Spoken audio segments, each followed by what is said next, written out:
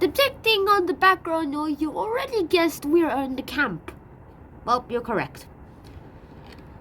And depicting from the picture and the title and whatever video your cursor clicked, this video is going to be about, well, the Great New Deal.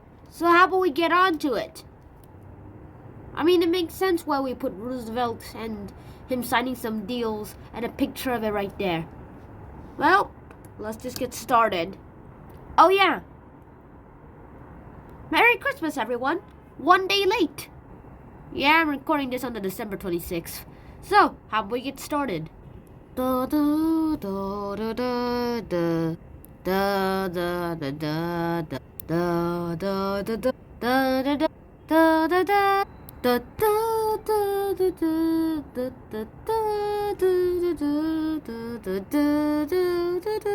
da da da. So hi guys, I'm back in the tent, and just because I was breathing a lot of CO2, I am outside again. I'm getting better. I'm less sick than usual, so ouch. So let's get started. So what is the New Deal? Or should I say deals, since there were two of them? Yeah, it's more of a deal, and most people actually called it like communism at first. Like, hey, are you communism? You red wearing. I'm so glad I'm not wearing red. I'm so glad I'm wearing blue. Red wearing person. I was wearing red yesterday. Anyways, after that, there has been a lot of things that have happened. And Franklin Delano Roosevelt decided to put in some new deals because there was a lot of weird things happening to the stock market. What the heck is happening? Let's rewind. Oh, I went a bit too far.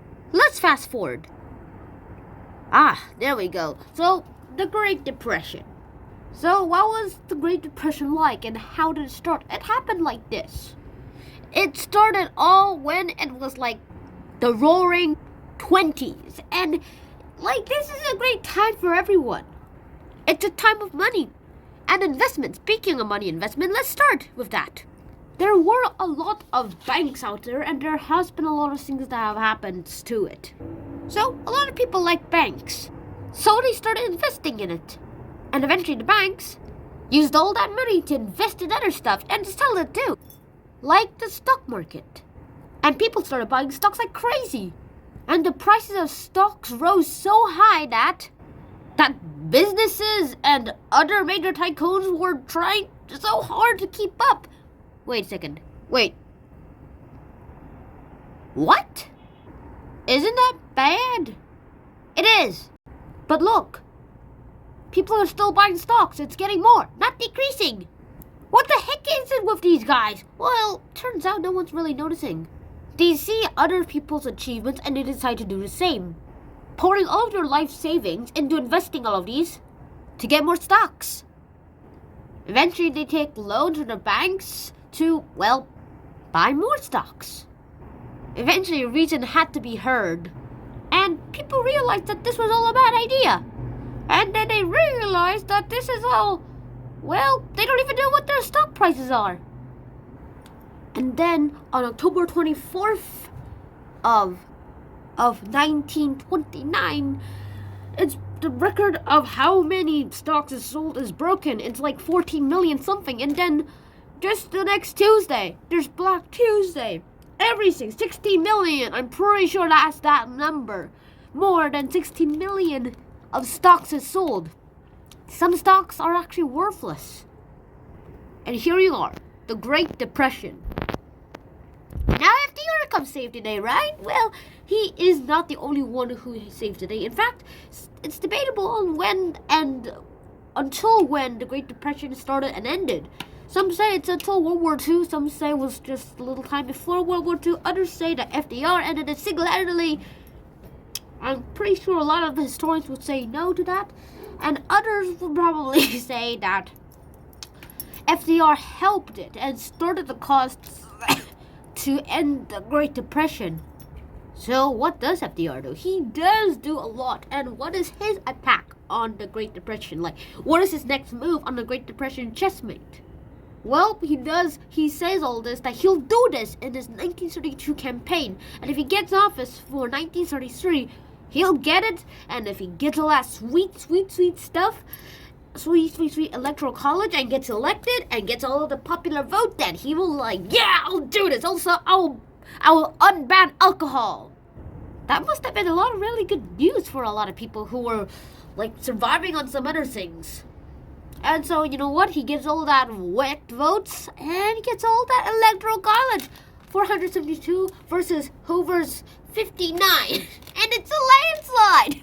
Wow. This is the 1932 election, and this is one of the greatest landslides ever that has ever been won by anyone. I mean, if you have 267 or more votes, then you will have a chance at least winning it.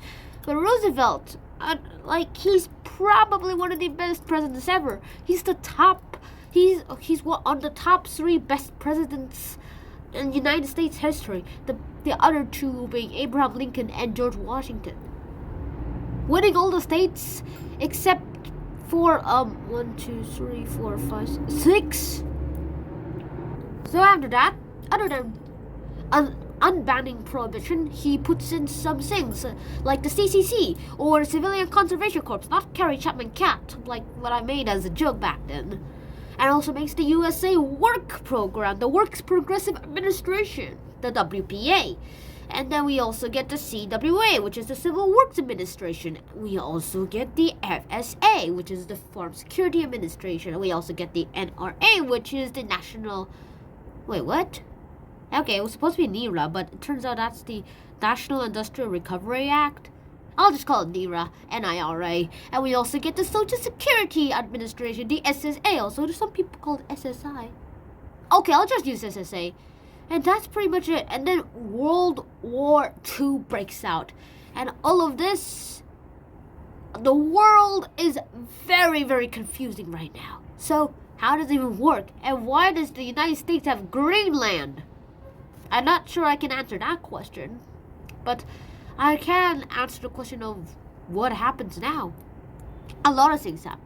FDR'S dead, so Woodrow Wilson comes in, steps in, and signs the authorization to launch the nukes onto Japan. And after that, well, more things happened. And World War II ended just 27 days before World War II ended. Roosevelt died. People were struck. He was elected to a 4th term, but it was never to be. He served president for 12 years. Most people were shocked that he died. Most people actually only knew him as their president. After Roosevelt died, there have been laws have passed by Congress to limit the maximum term of the president to 2 terms, no more than 2 terms. And so, did Roosevelt's New Deal end the Depression? Or is it just one minor cause for the ending of it? Or did it just help end it? Or did it just improve communism in America? I'm not sure anyone will agree about that last part in the comments below, because we're all anti-communist here, guys. I hope. And I would like to hear your answers to these. I'll be editing these on my computer anyway, so see you guys then. Shannon out. Peace. Oh yeah, don't forget to check out my new series called Paper Sean, A Little History of Religion. There are gonna be 40 episodes onto it. I'm still creating them, but I uploaded some of them. So enjoy. Shannon out. Peace.